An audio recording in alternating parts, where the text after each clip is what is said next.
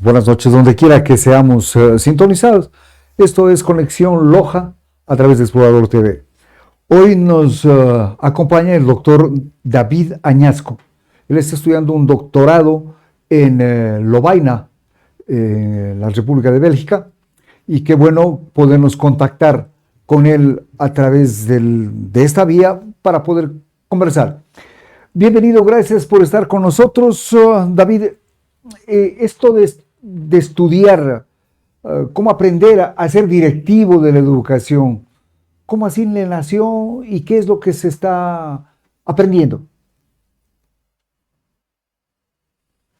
Participar de este espacio, estoy muy complacido de poder conversar con usted sobre uno de los temas a los que me dedico. Qué gusto participar de este espacio también, que comienza a ser parte de una de las voces interesantes de la reflexión en Loja y en la provincia.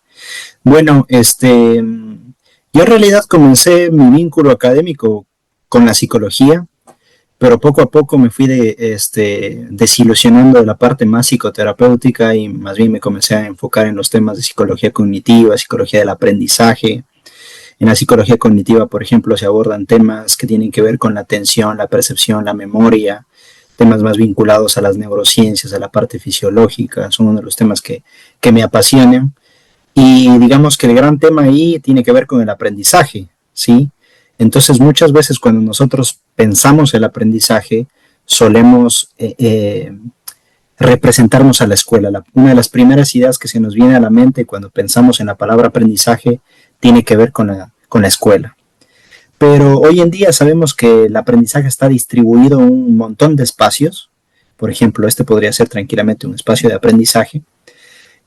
Sabemos que el aprendizaje ya no únicamente depende de un agente como un profesor, sino que está distribuido en una cantidad de agencias. Por ejemplo, por eso el interés de las grandes transnacionales de la tecnología como Google, como Apple, como Microsoft en crear sistemas para el aprendizaje. Por eso conceptos como Learning Analytics, las analíticas del aprendizaje, o Machine Learning, el aprendizaje de máquinas, se lo puede traducir así. Entonces el aprendizaje ya no es solo eso que sucede en la escuela.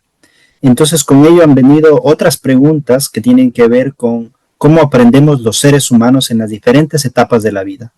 Entonces, una de esas etapas tiene que ver con el aprendizaje profesional. ¿Cómo aprende, por ejemplo, usted a ser un conductor de televisión? ¿Cómo aprende el gerente de una tienda, de un almacén, a gerenciar su negocio? ¿Cómo aprende un profesional de la arquitectura a explorar las posibilidades que tiene? Entonces, el aprendizaje profesional es algo muy interesante, porque hay una tesis importante que viene con los últimos avances de las neurociencias que se han producido en los últimos 15, 20 años, que es que los seres humanos somos capaces de aprender siempre, ¿sí? Antes teníamos la idea que lo importante se aprendía en la escuela, se aprendía en las edades iniciales, pero hoy sabemos, gracias a un concepto que es el de neuroplasticidad, el de sinaptogénesis, que es posible aprender siempre. De hecho, hay bellos estudios que se han hecho con personas adultas mayores poniéndolas en situaciones de aprender. Entonces yo siempre digo a nuestras abuelitas, a nuestros abuelitos, cuando nos digan que ya están muy viejos para aprender, eso es mentira. Al menos biológicamente, fisiológicamente estamos preparados como especie para aprender siempre. Entonces de ahí, esto que le estoy comentando son aprendizajes que tuve en mi maestría. Yo estudié mi maestría en Barcelona, ahí me gradué, he trabajado en algunas universidades del Ecuador, principalmente en temas de aprendizaje, y hoy estoy enfocado en cómo aprenden los directivos de las escuelas a ser directivos, con qué limitaciones se encuentran, qué barreras tienen que superar, la frustración que ellos tienen en el momento en que son encargados porque no hay ningún reconocimiento social a estos directivos. Entonces estos temas son los que estamos investigando y con un elemento de particular importancia que es en el bachillerato técnico. David, en el bachillerato, sí. yo quisiera ir dada la importancia del tema, ir haciendo algunos desgloses para ir entendiendo el asunto. A ver, el niño en su edad temprana, hasta los 5 años, tiene como su universo la familia, básicamente. Ahí aprende, ¿o no? Bueno, yo diría más bien uno de los temas muy interesantes que ha surgido en los últimos años tiene que ver con algo que se denomina en inglés Childhood Studies, los estudios sobre infancia. Los estudios sobre infancia vienen a plantear que lo más importante para los niños y las niñas son las relaciones que tejen con los demás. Entonces, la familia es un espacio importantísimo en la vida del niño, pero no es el único espacio donde puede tejer relaciones. Puede tejer relaciones en su familia, puede tejer relaciones en el parque, puede tejer relaciones con sus vecinos, puede tejer relaciones con los negocios, a través de los negocios de sus papás. Por ejemplo, hay niños que les acompañan a sus madres en la tienda, hay niños que les acompañan a sus papás mientras tienen que hacer el recorrido de taxis. O sea, todo eso produce oportunidades de relaciones. Entonces hay una gran idea aquí que no tiene que ser despreciada, que son yo diría, aquella idea de la familia es la célula principal de la sociedad. Yo discutiría mucho con esa idea. Diría que la relación es la unidad fundamental de la humanidad, de los seres humanos. Ahora bien, entonces, el universo de ese niño está reducido, diríamos, a la familia. Cuando tiene ya la edad de ir a la escuela o al kinder, sus relaciones se amplían, porque ya va a conocer otros niños, va a generar vínculos de amistad. Ahí también se generan conocimientos. Sí, por eso le decía que pensar en esta idea de hecho, yo participé en un proyecto muy bonito. Nosotros investigamos los vínculos entre la familia, la escuela y la comunidad y las representaciones que los niños tenían de la familia. Hay que tener mucho cuidado con una idea idealizada de la familia, ¿sí? Porque cuando uno comienza a investigar, las familias no son como esos stickers que están detrás de los carros, que ponen un padre, una madre, los hijos y los perritos. No, la familia va mucho más allá, y eso lo aprendimos con esta investigación, y es muy bonito saber que, por ejemplo, hay niños, niñas que sus papás son migrantes, están muy lejos, pero están tan presentes, no solo en términos económicos, sino en términos de abrigo, de acompañamiento, de estar con ellos. O hay padres que no están. Hay niños que, por más que sea su padre, es su progenitor, pero no es su padre.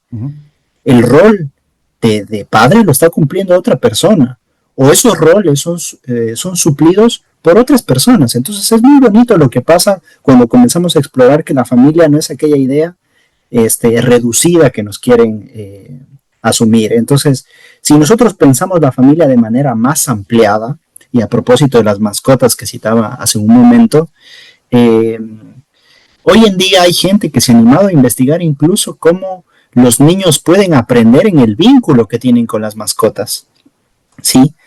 Hay niños y no tan niños como yo que, por ejemplo, asumen que una mascota puede ser parte de la familia, que es parte de la familia. Entonces, todos esos vínculos que vamos trazando, si se fija, Alonso, estoy hablando de relaciones, ¿sí? Es pasar de un enfoque de contenedores en los que un ser humano puede estar, a pasar a un enfoque de que las relaciones pueden ser múltiples, pueden ser variadas y pueden ser más complejas de lo que uno se espera, ¿sí? Entonces, creo que eso es necesario asumirlo, porque si nosotros hagamos una pausa y pensemos simplemente en la idea de familia como el evento la situación clásica de una familia, un papá, una mamá, unos hermanos. Pero es muy difícil encontrarse con esos casos porque los papás tienen amistades, porque en contextos como los latinoamericanos tenemos el tío que es tan querido, tenemos a la tía que es como otra madre, los primos, vamos a visitar los fines de semana a la casa de la abuela.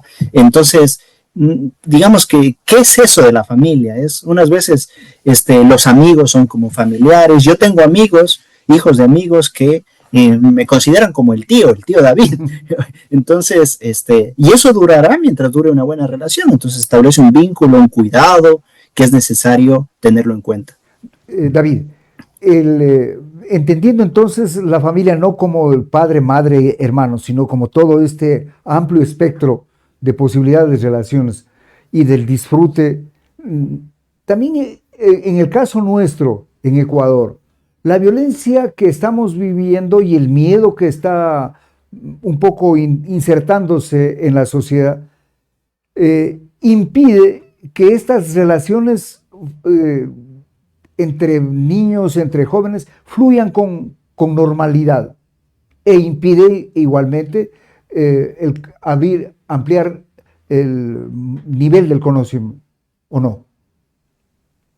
Sí, precisamente este es el riesgo de lo que algunas personas han llegado a denominar. Eso es un bonito concepto, la gente que, digamos, bonito por la agudeza intelectual que hay detrás, pero terrible por lo que manifiesta, y es el concepto de capitalismo gore.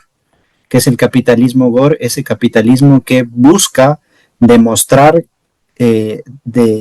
demostrar placer frente a agredir a los otros. Entonces, si usted se fija, Alonso, en el Ecuador no solo hay violencia, sino hay una estética de la violencia. ¿Qué quiero decir con esto? O sea, hay la necesidad de demostrar las cabezas cortadas, de colgarlas en los puentes, de dejarlas en una mochila en un parque. Hay una estética de la violencia a la cual nos estamos acostumbrando, pero no solo en Ecuador, sino en el mundo. Hace pocos días hemos visto la noticia que un influencer francés terminó muriendo porque su principal contenido era que otros lo humillen, que otros lo torturen, que otros lo maltraten. Entonces muere frente a la vista de otros que están sintiendo placer de ver a un ser humano que está sufriendo. Entonces, en ese contexto nos estamos moviendo, y esto que digo de el capitalismo gore, es decir, que la monetización está encima de la humanidad, está encima de la dignidad de las personas, y esto es terrible porque lo principal que interrumpe es la posibilidad de establecer vínculos, la posibilidad de establecer relaciones. Entonces, si se fija, es terrible en Ecuador que, por ejemplo, hay sectores de altos ingresos que se creen muy cómodos, que creen que viven muy cómodos, encerrándose en sus propias parcelas, en sus propios condominios, con su propia seguridad, ¿sí? Al margen de las relaciones que pueden tejer con otras personas, con otros ciudadanos, con otros individuos, con otras familias. Entonces, esto es lo terrible a lo que estamos acudiendo. Estamos acudiendo a una interrupción de la posibilidad de saber quién es el otro, quién es la otra persona.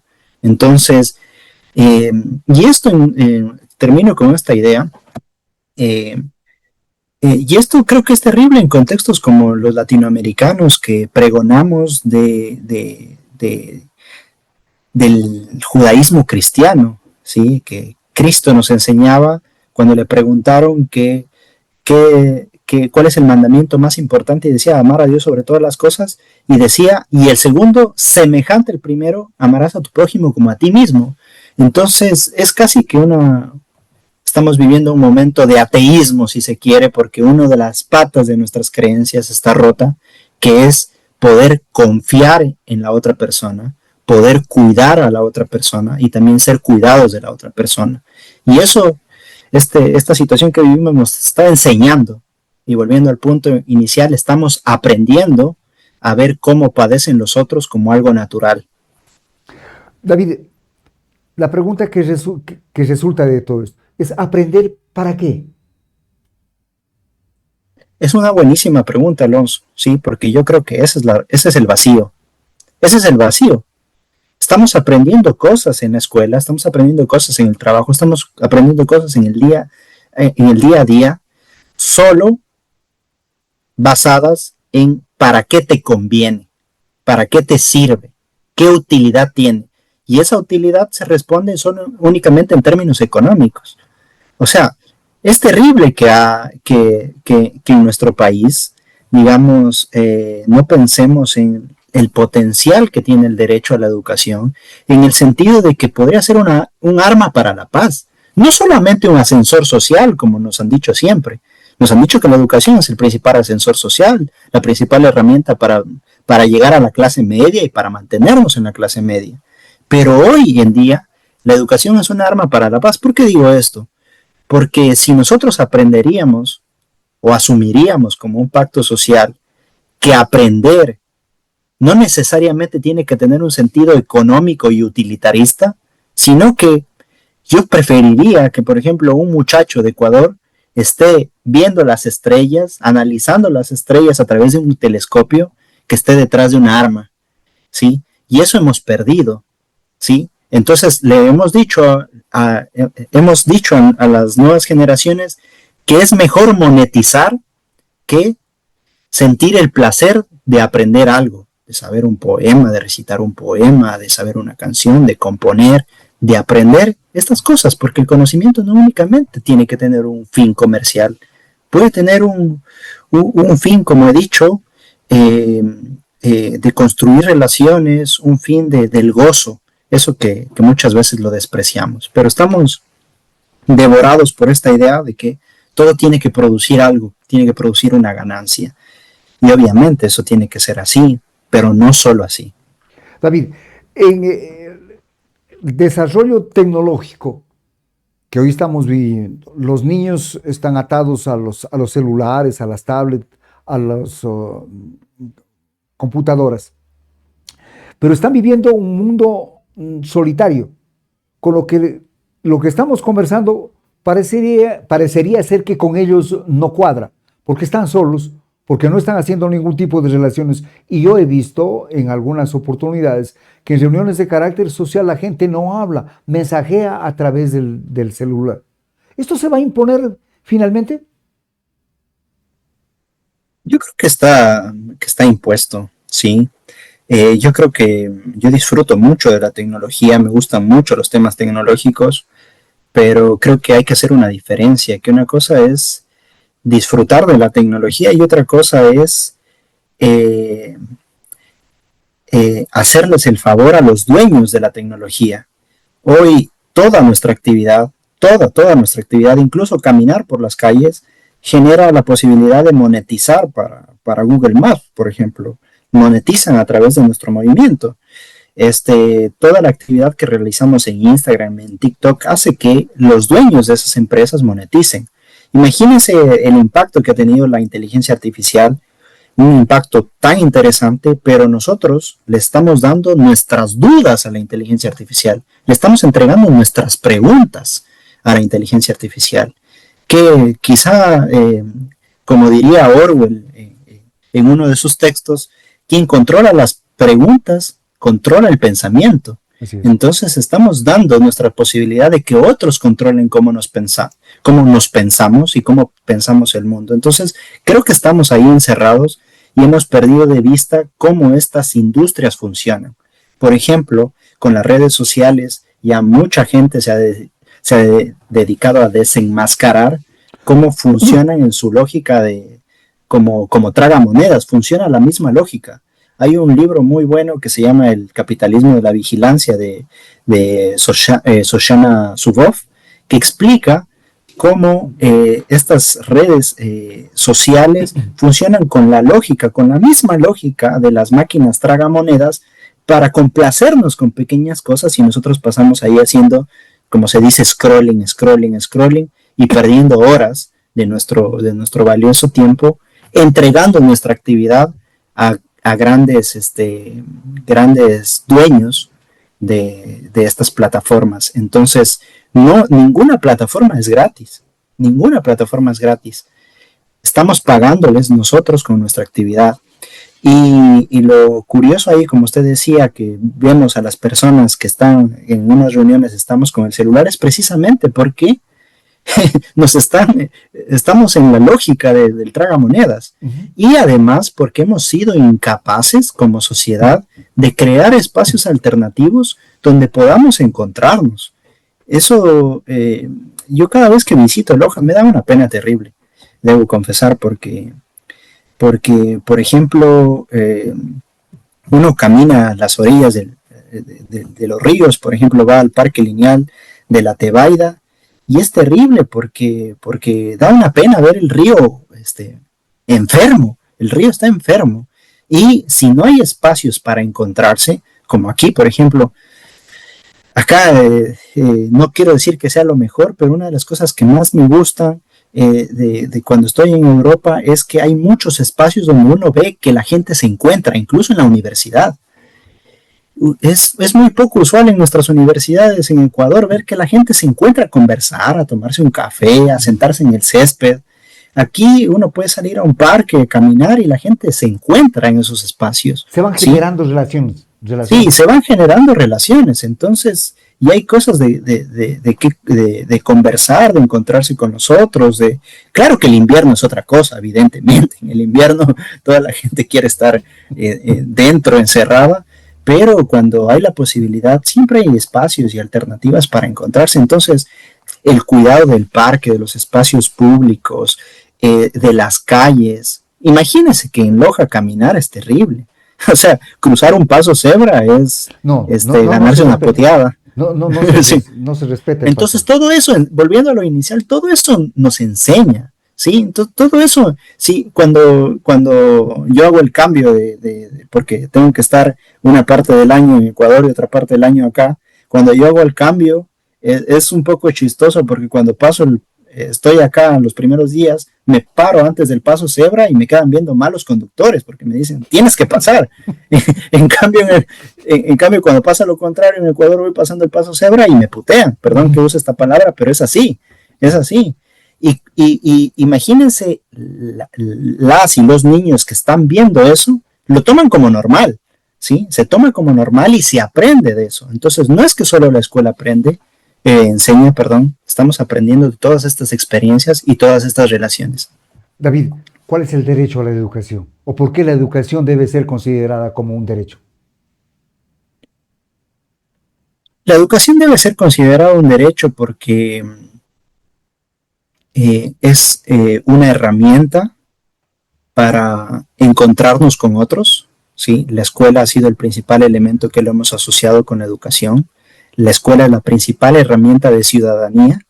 Hemos asumido que la escuela es importante porque aprendemos el diptongo, el triptongo, las matemáticas, las raíces cuadradas, pero la escuela es el espacio donde nos encontramos con otros, donde nos encontramos con el hijo del vecino que está en menores posibilidades que nosotros, nos encontramos donde el hijo de alguien que le va mejor, que tiene otras experiencias, donde nos encontramos, donde nos enamoramos, donde conocemos a la niña que nos gusta, a la persona que nos gusta, es donde nos reconocemos que somos diferentes. Entonces es el principal espacio de ciudadanía.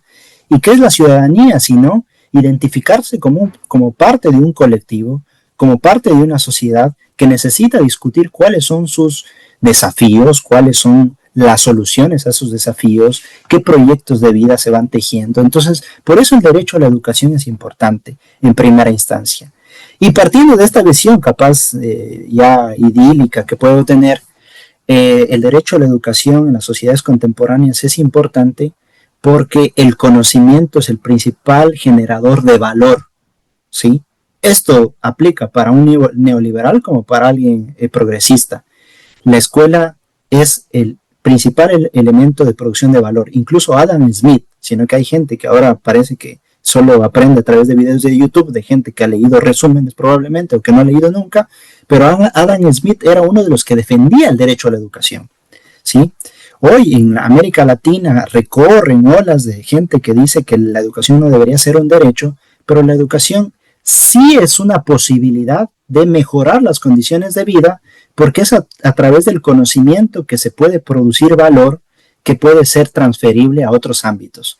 Hay un libro buenísimo que lo recomiendo, que se llama El Estado Emprendedor, de una italiana, ahora se me olvida el nombre, pero profesora en Inglaterra, que le da la vuelta a esta idea del emprendimiento, ¿cierto?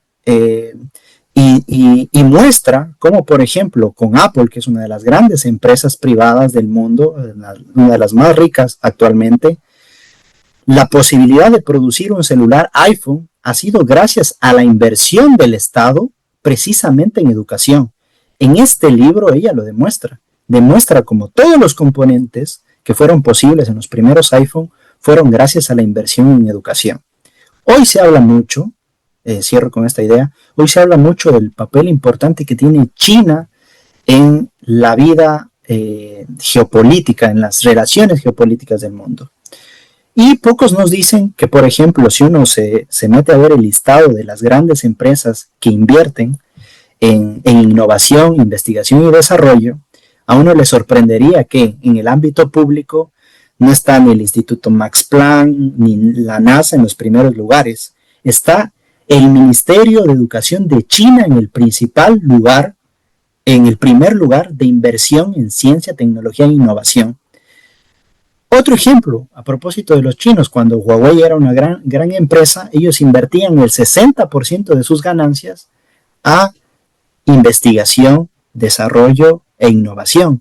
Entonces, la educación no solo es importante por esto que había dicho antes de encontrarse con nosotros, sino es importante porque permite producir valor, permite producir la posibilidad de transformar nuestras condiciones de vida en el sentido de que nosotros en Ecuador pasamos ya, ¿cuántos años llevamos, Alonso, exportando petróleo? ¿Sí? 50. ¿Cuántos años llevamos? ¿Cuántos años llevamos exportando cacao, simplemente flores, bananos, ¿sí? Y tenemos que ponernos en el lugar de que es momento de tomar el toro por los cuernos, hacer un pacto social, decir que la educación es un derecho para todas y todos y que en la medida que grandes capas de la sociedad entren a esos espacios, vamos a producir conocimiento de mejor valor y de mayor utilidad social. Entonces creo que esto es importante de tenerlo en cuenta, la educación como posibilidad de producir valor, ¿sí? Esto aplica para todos los ámbitos. Está claro, y agradecemos la presencia del doctor David Añasco en este espacio de opinión. Lo comprometemos para que en próximas oportunidades podamos seguir desarrollando algunos temas que quedan sueltos hoy a propósito de esta conversación. Gracias, David, y nos volveremos a ver. Con todo gusto, muchísimas gracias. Con ustedes, amigos televidentes, vamos a una pausa.